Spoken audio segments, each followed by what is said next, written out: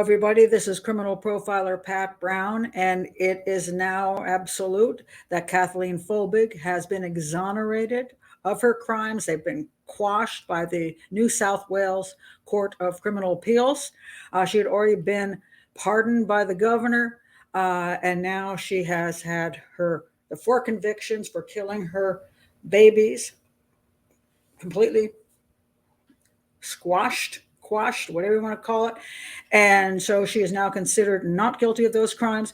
She is not only is she free, but she is probably going to sue the crap out of Australia and make a big payday. And a lot of people are cheering because they think she was wrongly convicted. And I do not. And I will explain why, and why I find the rationale for why her convictions were overturned by these judges, which is interesting because I'm usually opposed to a civilian jury system which found her guilty. I'm more for a judge system, but I'll take that back. I'm for a professional jury system because sometimes judges, they are politically inclined, where professional jurors I would find not so bought and paid for by the powers that be, but people who are trained at least in being able to understand how to analyze crime and so on and so forth. So I go for a professional jury system. However, putting that aside, she was found guilty by a jury in 2003, and now she has been totally exonerated by, I think, the most ridiculous reasoning ever. And it's funny because one of the reasons they overturned this crime was because they said that the reasoning before in the courtroom, what the prosecution's reasoning was faulty, that we have to ignore her husband's claims that he believes she did it. We have to ignore the diary she wrote, which had a lot of quite incriminating statements in it, which is now being said to be just wrongly analyzed, wrongly presented, and that there was never any evidence she killed those children. And worse, there's scientific evidence to support that all these 4 children died of a disease or a genetic abnormality, all 4 of them. Now, it is said, if we look back at one of the reasons this was a statement that was made. Let me see if I can find it. I thought it was quite a great statement. I've misplaced it. It's about how many kids can die in your care, and when it becomes suspicious. Now, Mary Beth Tinning, she was an American serial killer, and she killed 9 of her children. And at a certain point, which took 9 of them, they said, "Hey, something must be amiss here. 9 children just don't die in your care from genetics." And so with the Kathleen Folbigg case, they thought 4 was a wee bit too much. And here is the statement that was made on this. Let me find it. Still looking for it. Here we go. A British pediatrician made this statement. His name was Roy Meadow. Quote, one sudden infant death is a tragedy. 2 is suspicious. And 3 is murder until proven otherwise. Okay, so the concept here is that it's extremely unlikely that your infants are going to die one after the other. That would be extraordinarily suspicious, especially when you get up to 4. And so some of the concepts in this whole case is that these 4 couldn't have died without help from Kathleen Folbigg. But now that she's been exonerated, it's based on the concept that there's scientific evidence to support that all 4 of these children could have died because of genetic mutations. Okay? Now, I will explain to you why I think this is bunk, absolute bunk. Let me read to you from this article here, because I think it explains how twisted these scientists' claims are.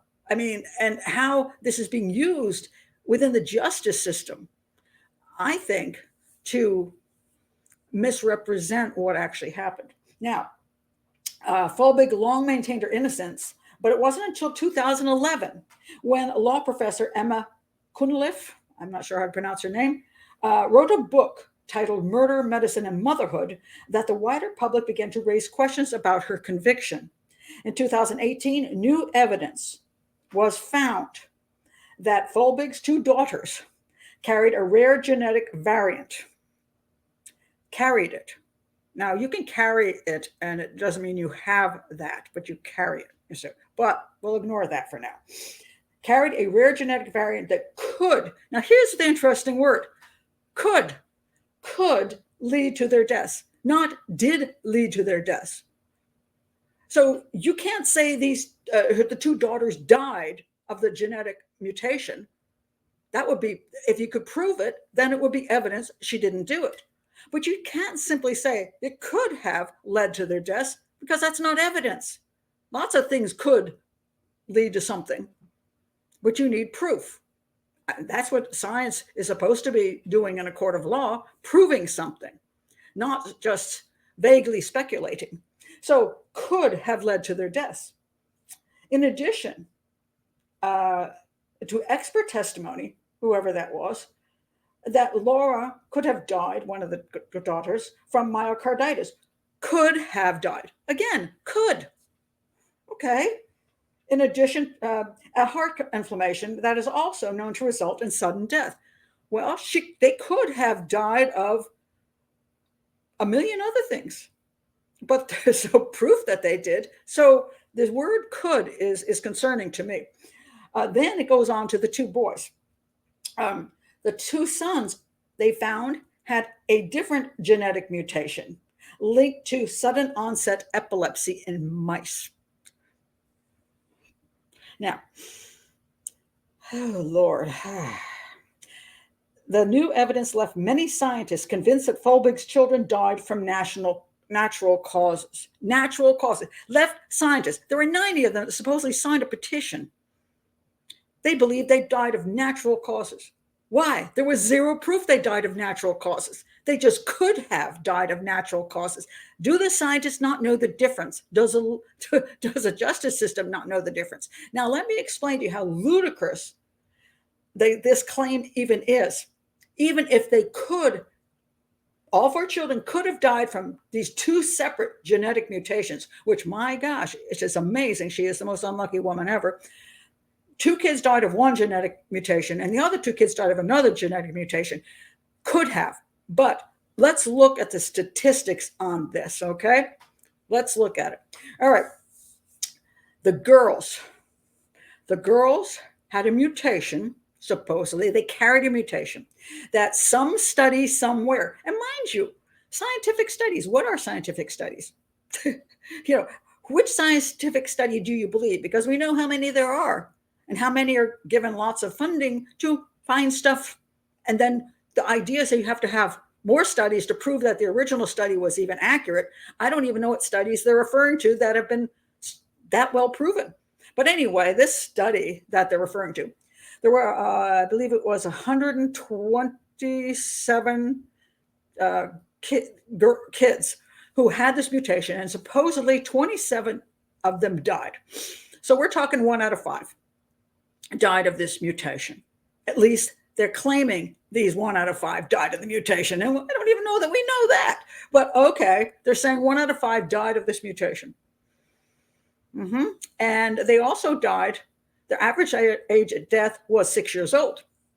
And I don't know what that average age means. Are we talking about they were all between 4 and 7? Are we talking about they were all between 3 and 10? Are we talking about they were between 1 and 10? I don't know what they're talking about, the average age. Okay. Well, the 2 girls here, they were both under 2 years old. They weren't in that average age. So that would be one of those peculiarities that, wow, they were not average in the age that they died, according to the study. But even worse, only 1 out of 5 of those kids died. We have 2 children, 100%. So what they're saying is the study came up with that 20% of children with this genetic mutation died, 20%. But with Folbigg, it's 100%. She, again, incredibly unlucky. 100%. Of course, we don't know that they died of this mutation. They just could have died. And if they did die of this mutation, they were statistically credible anomalies. 2 out of 2 and under 2 years old. Well, now let's go to the boys. This gets to the level of stupidity.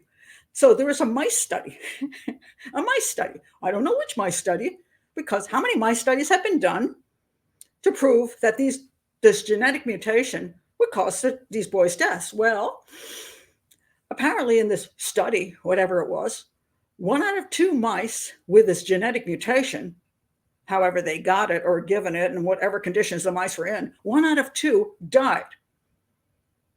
1 out of 2. But again, Folbigg, that's not 50% with her. It's 100% again.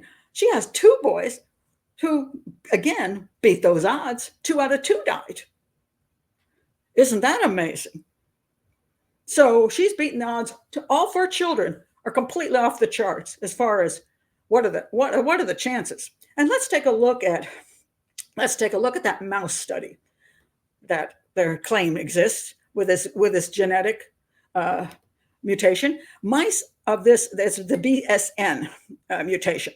Mice of the BSN mutation led to spontaneous seizures and partial premature lethality. I'm not even sure what that even means, but I guess where they're dead. Partial premature. I don't know how you'd be partially premature or partially lethal, but okay, this is some fancy words. However, the relationship between BSN variants and human diseases remains unknown. There's no studies that show these children with the BSN mutation die of it. No human studies, just some mice. So there's zero proof that these boys died of BSN mutation. Zero. And if they did, again, off the charts, unbelievable. No proof they died of any mutation. And if they did, again, off the charts, statistically unbelievable. So all 4 of these kids all dying of these mutations, which have never been proven to be what caused their death. It's just phenomenal that, first of all, scientists would back this crap. And then the justice system, these 3 judges sit there and go, those scientists, they say that they think they died of these diseases or could have. Okay, well, that's that. Well, let's look at some basics. First of all, there was other reasons, and I linked below 2 other videos I've done, one on a full analysis of the case and one where when the governor pardoned her, I spoke about this. So that's there too. So you can go into the analysis. You can see all the other issues as to why she was convicted. But I point this out over and over again. If these kids had these genetic abnormalities, again, statistically amazing that all 4 of them died only when they were with their mom and alone with their mom, not when they were at a daycare, not when they were at the doctor's office, not when they were, in the grocery store at the checkout counter, not even with her husband present and watching. Every one of them died alone with her. Another amazing statistical anomaly.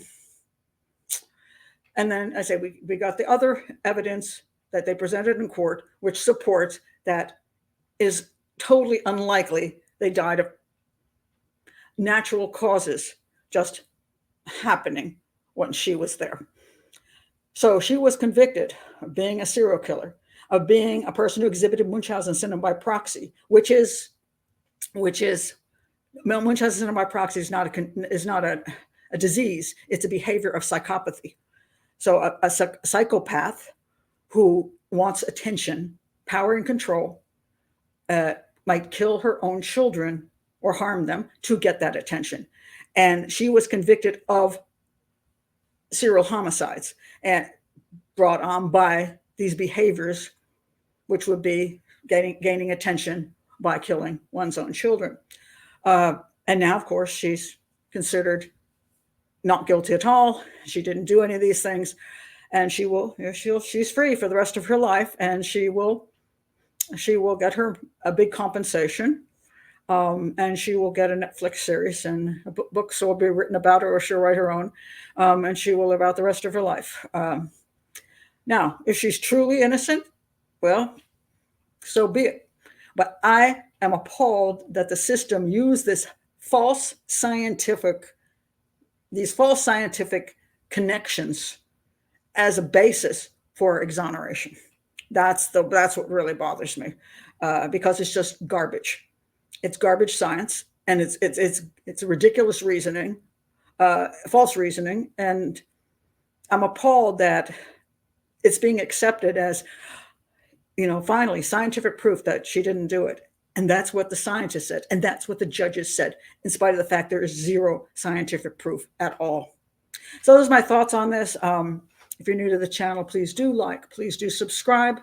And this will probably be the last time I speak on this case, because where is there to go? Well, maybe if Netflix comes out, I might say something again. But thank you for being here. And put your opinions below. Please be polite. Bye-bye.